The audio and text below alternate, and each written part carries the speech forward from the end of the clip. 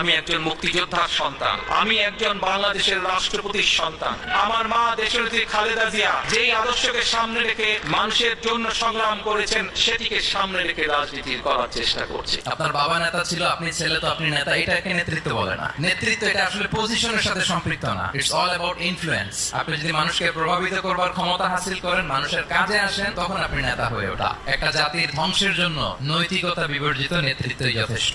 শুধু রাজার ছেলে রাজা হবে, রাজনীতির এই সংস্কৃতি আমরা পাল্টে দিতে চাই। যার যোগ্যতা আছে সেই দেশ পরিচালনার দায়িত্ব পাবে ইনশাআল্লাহ, জনগণের ভালোবাসা এবং সমর্থন নিয়ে। ওই পৈতৃক সূত্রে, জমিদারি সূত্রে রাজনীতি এই দেশের মানুষ আর দেখতে চায় না। বাংলাদেশে আল্লাহর আইন প্রতিষ্ঠা করার জন্য যদি জামাত ইসলামীকে